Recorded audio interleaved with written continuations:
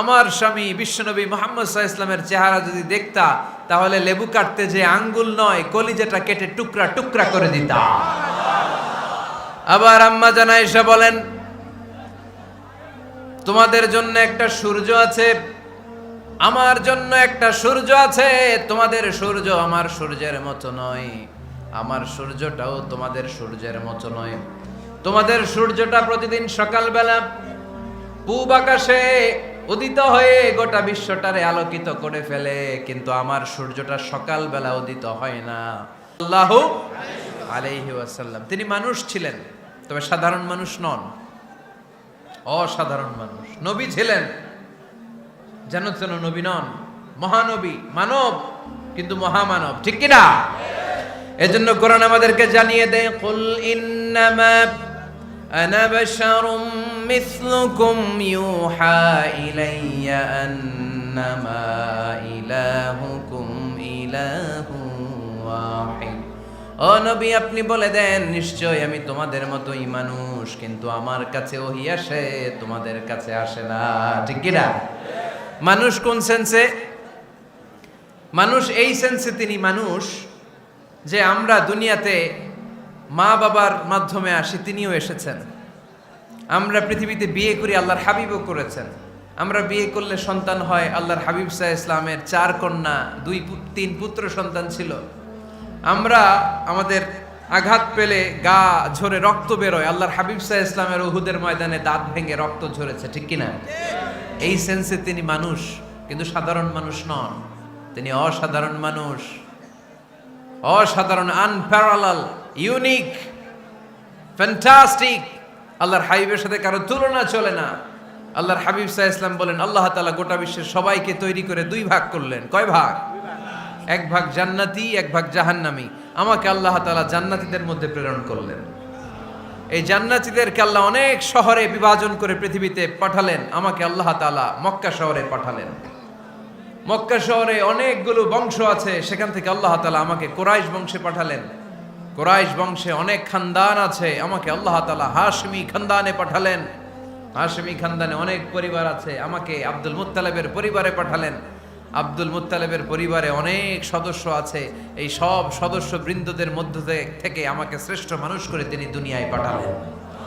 আনা খায়রুকুম বাইতা আনা খায়রুকুম নাফসা, আমি ঘরের দিক থেকেও সেরা, আমি মনের দিক থেকেও সেরা, আমি ব্যক্তিত্বের দিক থেকেও সেরা, আমার চাইতে সেরা পৃথিবীতে কেউ নাই, কিন্তু ওয়ালা ফখর, এই কারণে আমি কোনো গর্ব অহংকার করি না। চিল্লায় পড়েন সুবহানাল্লাহ। তার মানে কোরআন আমাদেরকে প্রথমে জানালো তিনি হলেন রাসূলুল্লাহ, আল্লাহর রাসূল, তিনি আল্লাহর নবী, আল্লাহর রাসূল। দ্বিতীয় পর্যায়ে কোরআন আমাদেরকে জানালো তিনি হলেন শেষ রাসূল, শেষ নবী।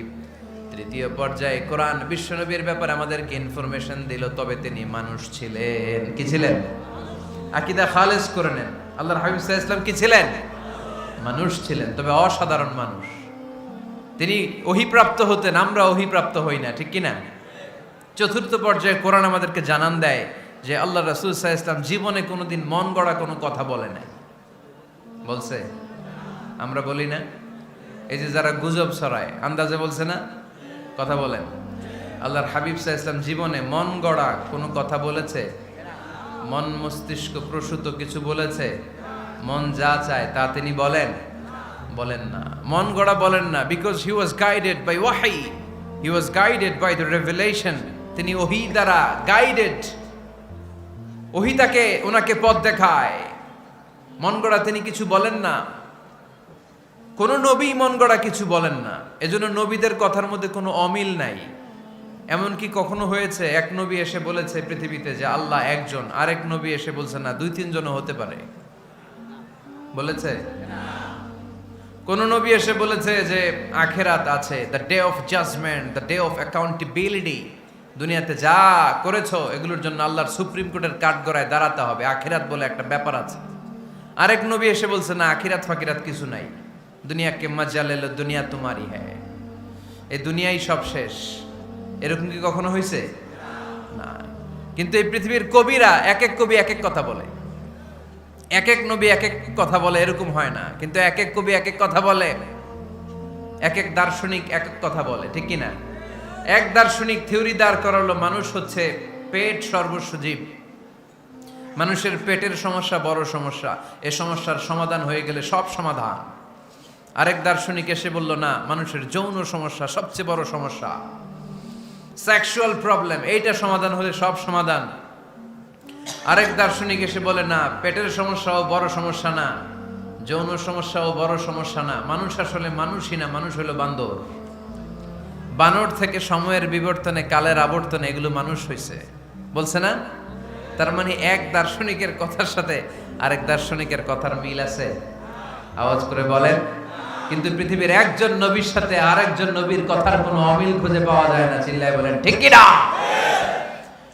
এজন্য আল্লাহ বললেন, আমার নবী মন গড়া কিছু বলে না।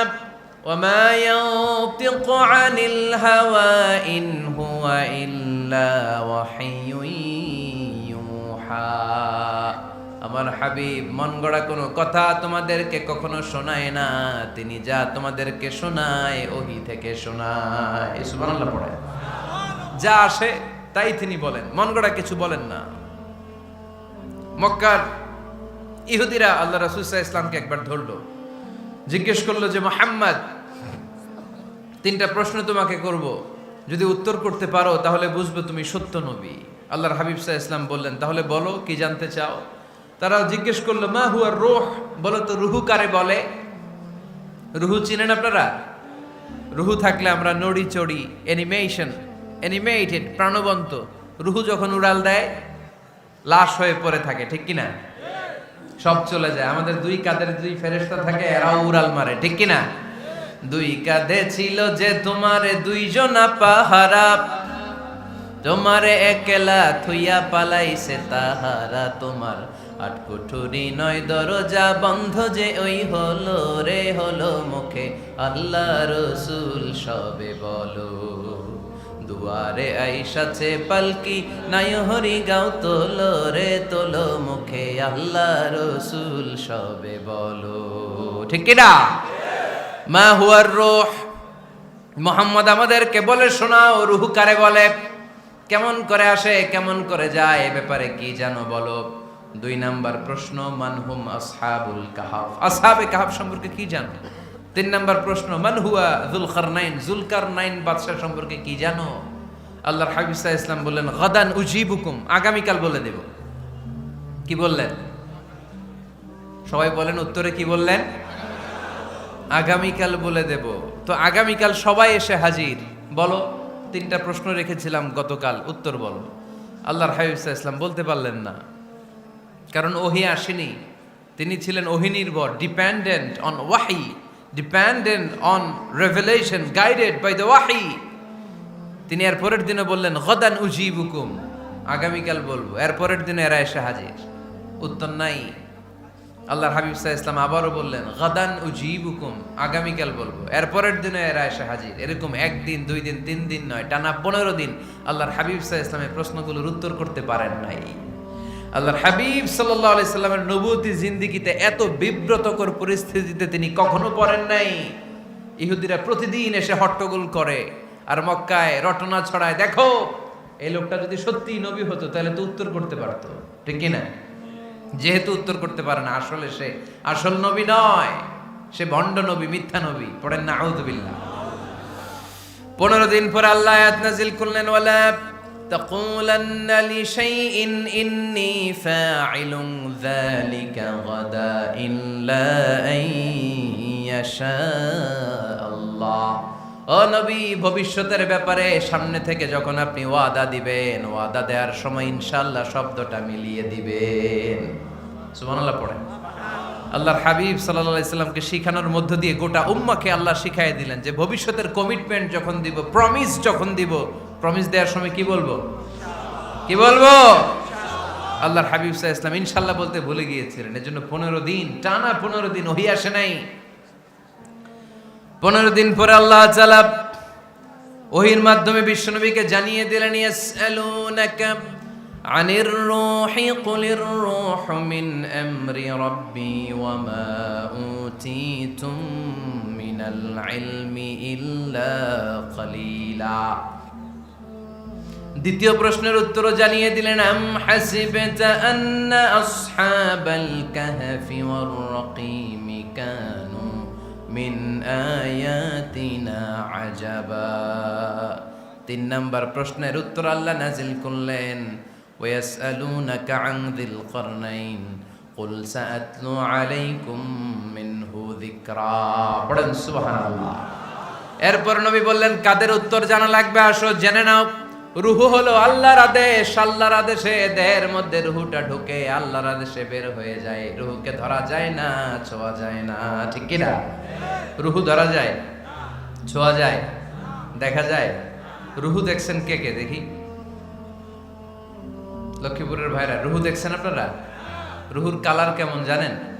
ওজন কেমন জানেন? কোত্থেকে যে এসে জুড়ে যায় দেহের মধ্যে, মায়ের পেটের ভেতরে, আবার হুট করে উড়াল মারে, মানুষটা লাশ হয়ে পড়ে থাকে, ঠিক কিনা? 2 নাম্বার প্রশ্নের উত্তরে বিশ্বনবী জানিয়ে দিলেন, আসহাবে কাফ হচ্ছে আল্লাহর প্রিয় 7টা যুবক বান্দা, যারা 309 বছর গুহার মধ্যে ছিল। তারপর তাদেরকে আবার জাগ্রত করে দিয়েছিল কে?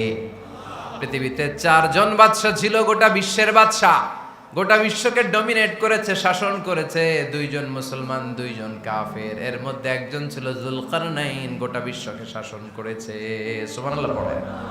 তার মানে আল্লাহর হাবিব সাল্লাল্লাহু আলাইহি ওয়াসাল্লাম মন গড়া কিছু বলতেন না। কথা কি বুঝতে পারতেছেন? তা না হলে এই 15 দিন বানায় একটা বলে দিতেন না? আমরা হলে কি করতাম? একটা প্রশ্ন করছে কেউ, কি করতাম আমরা? বানায় একটা বলে দিতাম। জানি না, এই কথা কোনোদিন আমাদের মুখ দিয়ে বের হয় না। জানি না, এটা বলতে আমাদের লজ্জা লাগে। কিন্তু ক্লাসিক স্কলাররা, আল উলামা আল মুতাকাদ্দিমিন, যারা হাজারো প্রশ্নের উত্তরে বলছেন, আনা লা আ'লাম আল্লাহু আ'লাম, আমি কিচ্ছু জানি না। কি জানি? আমি কিছুই জানি না। জানি না এটা বলতে আমরা জানি না, এটা বলতে শিখুন। জানি না, কিছুই জানি না আমি। জানে কে? সবচেয়ে বেশি জানে কে? মুসা আলাইহিস সালাম বনি ইসরাইলের লোকদের কাছে বয়ান করতেছিলেন। হঠাৎ একজন দাঁড়িয়ে বলে, মান আ'লামু ফিল আরদ। নবী আল্লাহ মুসা, বর্তমান পৃথিবীতে সবচেয়ে জ্ঞানী কে বলেন তো? মুসা আলাইহিস সালাম বললেন, আনা, আমি। কি বললেন? আমি সবচেয়ে জ্ঞানী।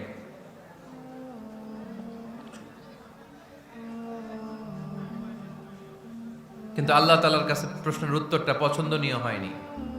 মুসা আলাইহিস সালামের উত্তরটা ভুল ছিল না, ঠিকই ছিল।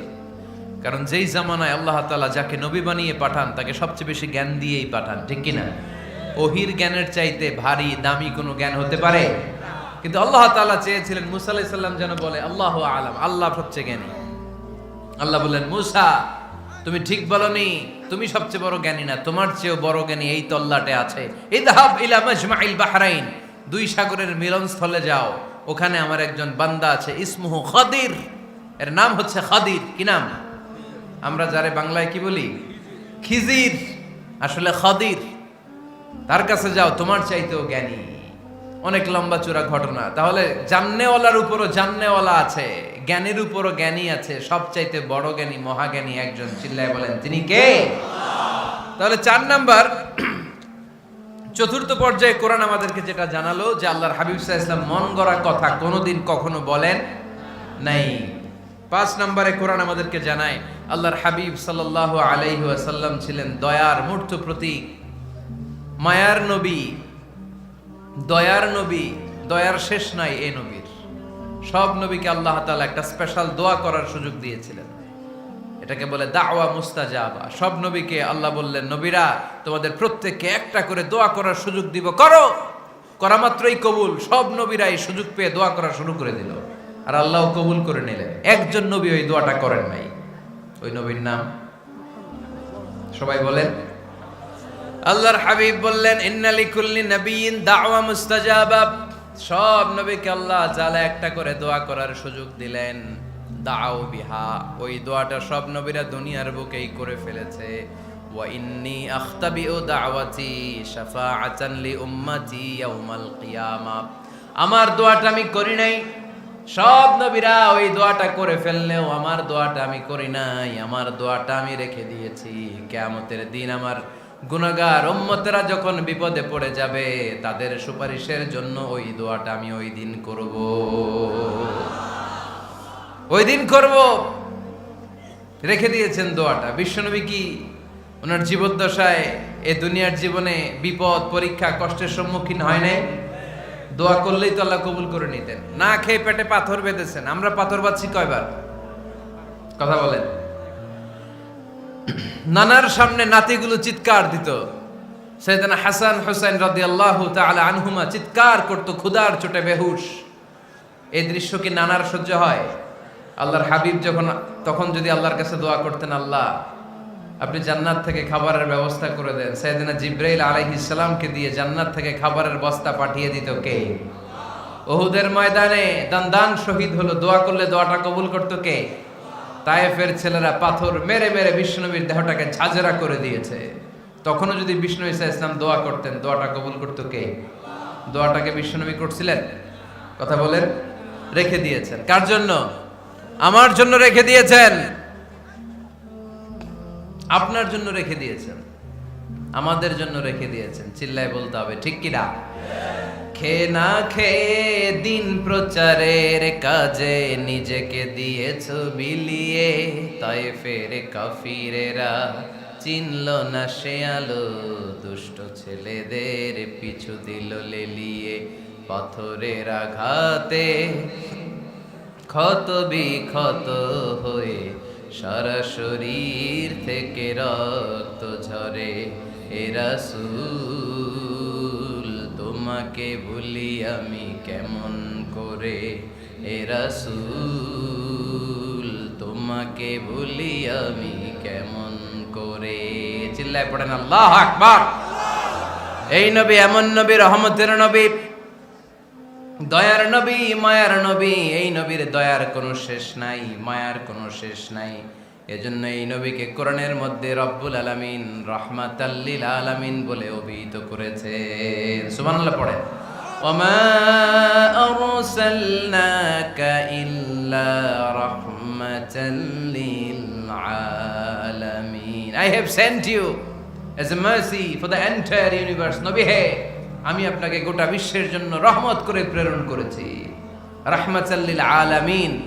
আমাদের রব হচ্ছে রব্বিল আলামিন, আলহামদুলিল্লাহ রব্বিল আলামিন। আর আমাদের নবী হচ্ছে ওমা আরসালনাকা ইল্লা রাহমাতাল লিল আলামিন। আল্লাহ কোরআনে বলছে যে নবী আপনি হচ্ছেন রাহমাতাল লিল মুসলিমিন, মুসলমানদের জন্য রহমত।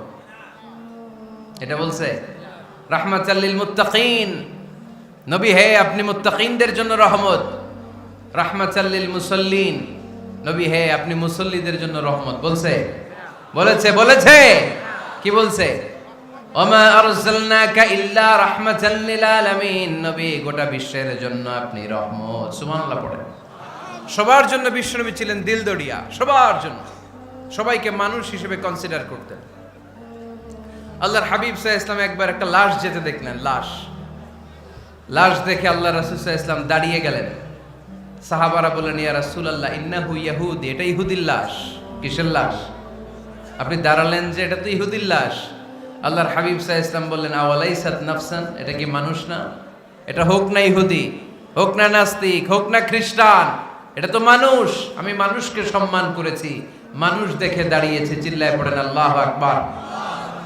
আপনাদের ধৈর্যচ্যুতি ঘটে গেছে, তাই না? শেষ করে দেয়, এখনই শেষ করে দেয়। শেষ করে দিব? আরো 2-1 মিনিট শুনবেন তো? দাঁড়াচ্ছেন কেন? গরম? আর 2-1 মিনিট বসেন, এখনই শেষ করে দিচ্ছি। আল্লাহর হাবিব সাল্লাল্লাহু আলাইহি সাল্লামকে আল্লাহ পাক বলেছেন খুলুকে আযীম। নবী হে, verily you are on a very good standard of character. আপনি সুমহান চরিত্রের অধিকারী। আমার নবীর চরিত্র ফুলের চাইতেও পবিত্র, ঠিক কিনা? আমরা আমাদের এলাকার নেতাদের জন্য এটা বলি, তাই না? অমুক নেতার চরিত্র ফুলের মতো পবিত্র। আল্লাহর হাবিব সাল্লাল্লাহু আলাইহি ওয়াসাল্লামের চরিত্র ফুলের মতো পবিত্র না, ফুলের চাইতেও পবিত্র। চিল্লায় বলেন ঠিক কিনা? পা থেকে মাথা পর্যন্ত আল্লাহর হাবিব সাল্লাল্লাহু আলাইহি ওয়াসাল্লামের অনুপম চরিত্রের মধ্যে একটা কালো ফোঁটা দেওয়ার মতো, দাগ ফেলানোর মতো ক্ষমতা কারো নাই। চিল্লায় বলেন ঠিক কিনা? এজন্য আল্লাহ বললেন, নবী আপনার মর্যাদা শুধু আমি বাড়িয়েছি, ওয়া রাফা'না লাকা যিকরাক, I have dignified your status. আপনার মর্যাদা শুধু আমি উপরের দিকে উঠিয়েছি। শুধু উঠিয়েছি, উঠাতে উঠাতে আমার আরশের দিকে নিয়ে গিয়েছি। আপনার মর্যাদা এত বেশি, দুলোক ভুলোক ছাপিয়ে সাতাকাশ কাঁপিয়ে আপনার মর্যাদা আমি আকাশচুম্বী করেছি। চিল্লায় পড়েন আল্লাহু আকবার। সব তাফসিরে এসেছে ওয়ারাফা'না লাকা যিকরাক হাইসুমা যুকিরতু যুকিরতা মাই। নবী হে, আপনার মর্যাদা আমি এত বাড়িয়েছি, যেখানেই আমার নাম ওখানেই সাথে সাথে আপনার নাম। পড়েন সুবহানাল্লাহ। কি মজার ব্যাপার, খেয়াল করে দেখেন, যেখানেই আল্লাহর নাম, আল্লাহর নামের পরে নবীর নাম আছে না নাই? এই যে আমরা লা ইলাহা ইল্লাল্লাহ মুহাম্মাদুর রাসূলুল্লাহ বলে যে কালিমা পড়ি, কালিমার প্রথম অংশে কার নাম? আল্লাহর নাম। দ্বিতীয় অংশে কার নাম? বিষ্ণু ঈসা ইসলামের নাম। আজানের শুরুতে আল্লাহর বরত্বের ঘোষণা, তারপরে আমার নবীর রিসালাতের ঘোষণা আছে না নাই? তারপরে নামাজের শুরুতে যে একামত দেয়, ওখানে নবীর নাম আছে না নাই? আল্লাহু আকবার, আল্লাহু আকবার। আশহাদু আন লা ইলাহা ইল্লাল্লাহ, আশহাদু আন্না মুহাম্মাদার রাসূলুল্লাহ। সুবহানাল্লাহ পড়ে। শুরুতে আল্লাহর বড়ত্ব, আল্লাহ যে এক অদ্বিতীয়, তিনি ছাড়া ইলাহা নাই, এটার ঘোষণা। এরপরে আমার নবীর ঘোষণা আছে না নাই? তারপরে যে তাশাহুদ পড়ি, ওখানে নবীর নাম আছে না নাই? 104টা আসমানি কিতাব, প্রতিটা আসমানি কিতাবে বিশ্বনবীর আগমনের সুসংবাদ উল্লেখ করেছেন কে? এজন্য আল্লাহ বললেন রাফা'না লাকা যিকরাক। নবী হে, আপনার মর্যাদা আমি দুলোক ভুলোক ছাপিয়ে সাতাকাশ কাঁপিয়ে আরশ পর্যন্ত নিয়েছি। পড়েন সুবহানাল্লাহ। আবার আল্লাহ বললেন নবী হে, এমন মর্যাদা আমি আপনারে দেব আপনি কল্পনাও করতে পারবেন না। ওয়ালা সাউফা ইউতিকা রাব্বুকা ফাতারদা। এমন এমন নিয়ামত আমি আপনারে দান করব, নিয়ামতগুলো পেয়ে আপনি খুশি হয়ে যাবেন। সুবহানাল্লাহ পড়েন। বিশ্বনবীর পুরো জীবনটাকে নিয়ামত দিয়ে ধন্য করেছে কে? আল্লাহর হাবিব বললেন, রব্বুল আলামিন বলেছেন নিয়ামত দিয়ে আমার জীবনকে আপনি ধন্য করবেন। কি নিয়ামত দিবেন একটা বলেন? আল্লাহ বললেন ইন্না, পড়েন, ইন্না আ'তাইনাকাল কাউসার ফাসাল্লি লিরাব্বিকা ওয়ানহার ইন্না শানিআকা হুয়াল আবতার। পড়েন সুবহানাল্লাহ। নবী হে, আপনাকে কাউসার দিয়েছি, কাউসার। কোন নবীকে কাউসার দেই নাই। কিয়ামতের দিনটা হবে ভয়ঙ্কর, মাথার উপরে সূর্য নেমে আসবে, তৃষ্ণায় জিহ্বাটা বের হয়ে যাবে, মাথার মগজগুলো গলে গলে নাকের ছিদ্র কানের ছিদ্র দিয়ে টপ টপ করে পড়বে, জিহ্বাটা কুকুরের মতো নাভিস্থল পর্যন্ত এসে ঝুলে থাকবে। মানুষ তৃষ্ণার্ত। ওই মুহূর্তে আপনি হাউজে কাউসারের পানি পিলাবেন। কোন সুবহানাল্লাহ। আহলা মিনাল আসাল, মধুর চাইতো মিষ্টি। আবিয়াদু মিনাল লাবান, দুধের চাইতো সাদা। আবরাদু মিনাস সালজ, বরফের চাইতো ঠান্ডা।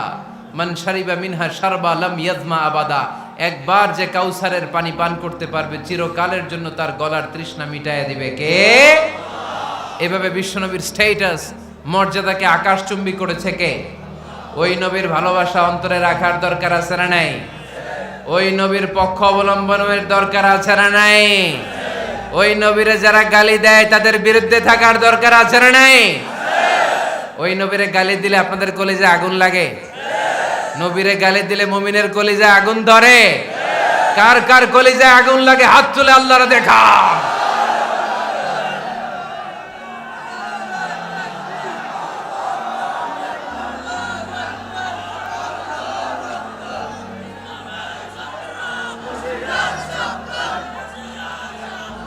নবীর ভালোবাসার প্রতি আমাদের এই আবেগ, এই উচ্ছ্বাস, এই ভালোবাসাকে আল্লাহ কবুল করে নেক। আমরা পড়ি আমিন।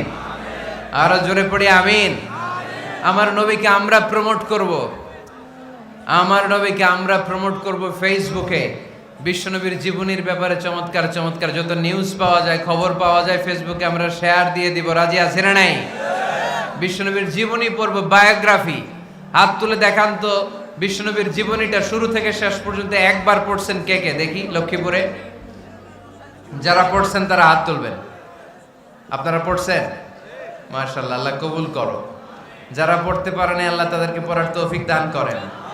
এই যে বাইতুল মুকাররমে কিছুদিন আগে ইসলামী বইমেলা হয়ে গেছে, ইসলামী বইমেলা, এই বইমেলাগুলোতে চমৎকার চমৎকার সিরাত গ্রন্থ পাওয়া যায়, আল্লাহর হাবিব সাল্লাল্লাহু আলাইহি সাল্লামের জীবনী পাওয়া যায়। আমরা যেন বেশি বেশি আল্লাহর হাবিব সাল্লাল্লাহু আলাইহি সাল্লামের জীবনী পড়তে পারি, আল্লাহর রাসূল সাল্লাল্লাহু আলাইহি সাল্লামের সুন্নাহগুলো আমাদের জীবনে বাস্তবায়ন করতে পারি। আল্লাহ তুমি তৌফিক দান করো। আমরা যেন বিষ্ণু ঈসা ইসলামের শাফাত পেয়ে ধন্য হতে পারি, তুমি তৌফিক দান করো। আল্লাহ তুমি আজকের এই মাহফিলটাকে কবুল আর মঞ্জুর করে নাও।